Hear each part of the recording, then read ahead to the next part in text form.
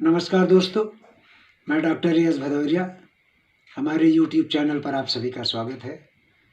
दोस्तों, उत्तर प्रदेश उच्चतर शिक्षा सेवा आयोग की होने वाली परीक्षा जो विज्ञापन क्रमांक 51 से रिलेटेड है, हम स्टडी मटेरियल आपको उपलब्ध करा रहे हैं। आज उसी कड़ी में हम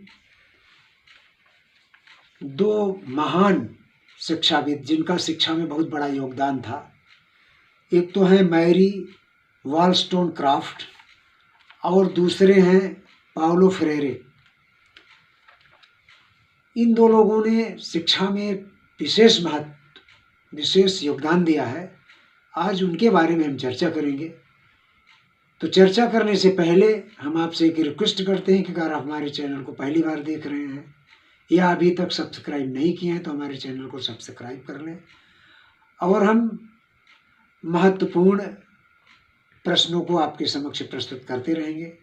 आप हमारे वीडियोज़ को पूरा देखा करें। इसके पहले हमने कई वीडियोज़ अपलोड किया हुआ है, जो प्लेलिस्ट में सारे वीडियोज़ उपलब्ध हैं। Important questions for assistant professor की जो प्लेलिस्ट है। तो दोस्तों, चलते हैं हम अपने टॉपिक पर बिना किसी विलंब के। तो आइए हम शुरुआत करते हैं। दोस्तों, आइए देखते हैं। बहुत ही इंटरेस्टेड टॉपिक है मैरी वॉलस्टोनक्राफ्ट। इनका जन्म 1759 में हुआ था और मृत्यु 1797 में हुई थी। इनका जो जन्म हुआ था वो यूनाइटेड किंगडम लंदन में हुआ था। ये एक बहुत बड़ी दार्शनिक, वकील और रेडिकल नारीवादी थी। माने कट्टर नारीवादी, नारियों का बहुत समर्थक थी, बहुत बड़ी समर्थक थी ये। नारियों के बारे में जो इनका सहानुभूति या कि कट्टर समर्थन जो बनी, उसका कारण था कि इनके पिताजी इनकी माता को बहुत मारा पीटा भी करते थे। तब से ये जब बहुत छोटी थी, देखा करती थी। अचानक इनके दिमाग में नारियों के प्रति एक प्रेम आया और वो प्रेम नारियों के प्रति पूरे जीवन रहा। और वास्तव में ये रेडिकल नारीवादी व्यक्तित्व के रूप में जानी जाने लगी आजीवन। ये शिक्षा में भी इनका बहुत बड़ा योगदान रहा, नारी शिक्षा में। ये रूसो की बहुत बड़ी विरोधी थी। मैरी वॉलस्टोनक्राफ्ट जो हैं, रूसो की बहुत बड़ी विरोधी थी। रूसो क्या कहते थे? रूसो प्रकृतिवादी थे और रूसो का कहना था कि महिला रोमांस के लिए बनी हुई है। इसका उन्होंने खंडन किया और कहा कि नहीं, ऐसा नहीं है, महिला रोमांस के लिए नहीं बनी है, महिला कुछ भी कर सकती है। इनके कुछ कथन थे, देखिए। कथन पहला है, इनका कहना था कि महिला एक तार्किक प्राणी है, वो पुरुष से कम नहीं है किसी मामले में, तर्क के मामले में पुरुष से कम नहीं है। महिला किसी को सुख देने के लिए नहीं होती, महिला सेक्स के लिए नहीं होती, तथा महिला सौंदर्य के लिए नहीं बनी है कि सौंदर्य क्या सुख अपने दे किसी को, इसके लिए महिला नहीं बनी है। रूसों का बहुत बड़ा विरोध करती थी रूस इस मामले में। वो महिला विकास से राष्ट्र का विकास संभव है, महिला की मर्जी का सम्मान होना चाहिए। और उन्होंने एक चीज कहा है कि फ्री फ्रॉम सेक्स, सेक्स पर उसके पति का भी दबाव नहीं होना चाहिए, उसकी इच्छा के प्रतिकूल नहीं होना चाहिए। विवाह को एक वेश्यावृत्ति कहा है इन्होंने। मैरी वॉलस्टोनक्राफ्ट विवाह की विरोधी थी और विवाह को एक वेश्यावृत्ति उन्होंने करार दिया था। अगला है महिला तकनीकी, तार्किक, वैज्ञानिक शिक्षा की अधिकारिणी है। ये नहीं कहा जाता महिला डांस के लिए है, महिला सिंगिंग के लिए है, महिला तकनीकी के लिए भी है, महिला तार्किक विषयों के लिए भी है, महिला वैज्ञानिक भी हो सकती है, वैज्ञानिक शिक्षा की भी अधिकारिणी है। इस तरह से इन्होंने महिलाओं का बहुत ज़बरदस्त समर्थन किया, हर क्षेत्र में महिलाओं को आगे लाने का इन्होंने प्रयास किया। इनके पति जो थे इनसे बहुत नफरत करते थे, इसी वजह से इन्होंने एक दो पुस्तक लिखा है। अपने जीवन काल में इन्होंने मात्र 2 पुस्तक लिखा है। पहला है a vindication of right of man, 1790 में इन्होंने लिखा था, a vindication of right of man. और दूसरी पुस्तक इन्होंने लिखी है a vindication of right of women with structure of political and moral subjects. इनकी पुस्तक इनके जीते जी पब्लिश नहीं हुई थी। इनकी मृत्यु के बाद इनकी बेटी ने उसे पब्लिश कराया था। आगे अब हम चलते हैं, इनके शैक्षिक विचार को देखते हैं। इनके शैक्षिक विचार थे तकनीकी वैज्ञानिक शिक्षा, संवैधानिक अधिकार, विवाह की स्वतंत्रता, शिक्षा में समानता और लैंगिक समानता। अब इन्होंने प्री नेशनल स्कूल का कॉन्सेप्ट दिया था। प्री नेशनल स्कूल का कॉन्सेप्ट जो दिया था उसमें क्या था कि रिपब्लिक, इक्वलिटी, को एजुकेशन, पॉलिटिकल इक्वलिटी, और चौथा है व्यावसायिक एवं तकनीकी एवं वैज्ञानिक शिक्षा। इसके अंतर्गत इन्होंने 4 बिंदुओं का उल्लेख किया था। इनके बारे में कुछ लोगों ने जो कहा है, कुछ कथन है, तो वो देखिए। इनके पति ने क्या कहा था कि बहुत अश्लील महिला है। अपनी पत्नी को उन्होंने कहा कि बहुत अश्लील महिला है।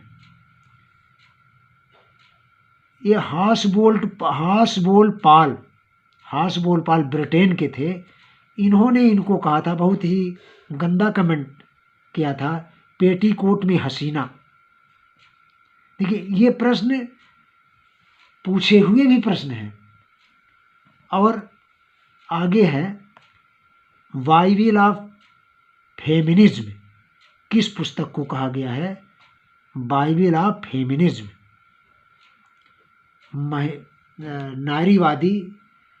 नारीवाद का बाइबिल, फेमिनिज्म का बाइबिल किसे कहा गया है?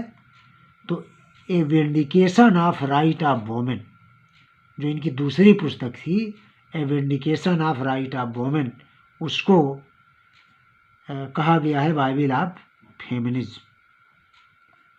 तो इनकी जो पुस्तक को था तो इनकी बेटी ने पब्लिश कराया था।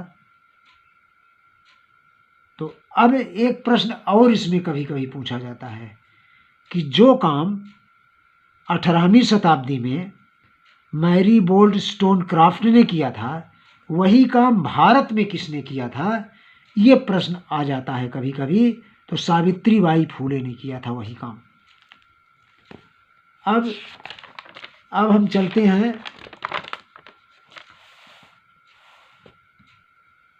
पाउलो फ्रेरे की बात हम करते हैं। पाउलो फ्रेरे, तो पाउलो फ्रेरे ये ब्राज़ील में इनका जन्म हुआ था 1921 में, और 1997 में इनकी मृत्यु हुई थी। जन्म इसका अगर तारीख कहें तो 19 सितंबर 1921 को इनका जन्म हुआ था ब्राज़ील में। बहुत अच्छे दार्शनिक थे। इन्होंने भी बहुत बढ़िया दार्शनिक के रूप में इनको जाना जाता है। और इन्होंने कुछ सिद्धांत बताए हैं, उन सिद्धांतों की चर्चा हम करते हैं। तो पहला तो था शिक्षा का बैंकिंग मॉडल। शिक्षा का बैंकिंग मॉडल क्या है? बैंकिंग मॉडल से तात्पर्य है कि ज्ञान को मस्तिष्क में जमा रखना, उसे प्रसारित नहीं करना। पाउलो फ्रेरे इसके विरोधी थे। पाउलो फ्रेरे का कहना था कि ज्ञान को मस्तिष्क में मत रखो, उसको फैलाओ।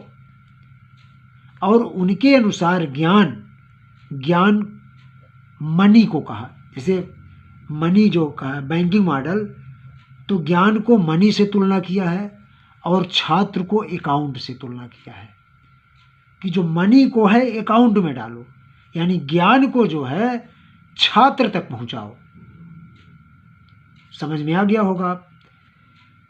शिक्षा का बैंकिंग मॉडल ये पूछा जाता है परीक्षाओं में, किसका है? तो पाउलो फ्रेरे का है। अब है एक इन्होंने चुप्पी की संस्कृति, इसको मौन की संस्कृति भी कहा जाता है, मौन की संस्कृति।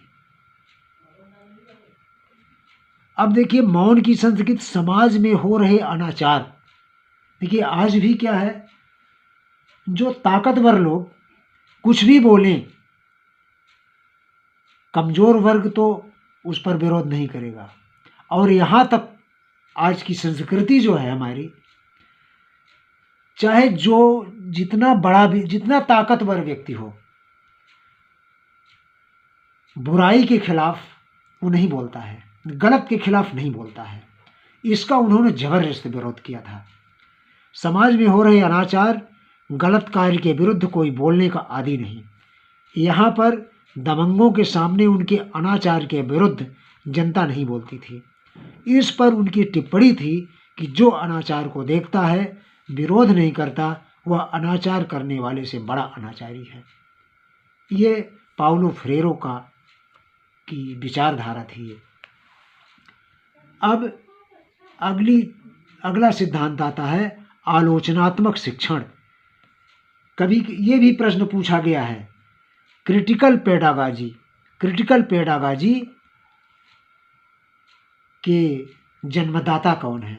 इसकी अवधारणा किसने दी है आलोचनात्मक शिक्षण के?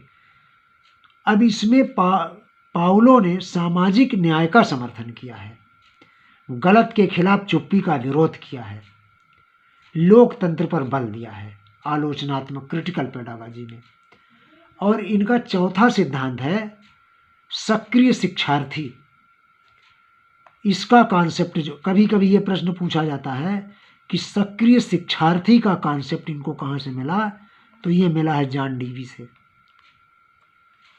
तो दोस्तों आज का हमारा लेसन या हमारी जो परिचर्चा थी, हमारा वीडियोज जो था, यहीं पे अब हम संपन्न करते हैं अपनी बातों को। आपके समक्ष हम कल बीएस ब्लूम की टैक्सोनॉमी की चर्चा करेंगे। तो आज बस यहीं तक। तो बेसब्री से आपका इंतज़ार होगा कल के लिए, तो निश्चित है कि आप इंतज़ार करें। हम कल बीएस ब्लूम की टैक्सोनॉमी प्रस्तुत करेंगे। और आप हमारे चैनल को देखते रहें। हमारे चैनल को सब्सक्राइब नहीं किए हैं तो सब्सक्राइब कर लें। फिर से हम बोल रहे हैं, बहुत उपयोगी हमारा चैनल होगा आने वाले असिस्टेंट प्रोफेसर के एग्ज़ाम के पॉइंट ऑफ व्यू से। तो दोस्तों इसी के साथ okay, good night, thank you so much.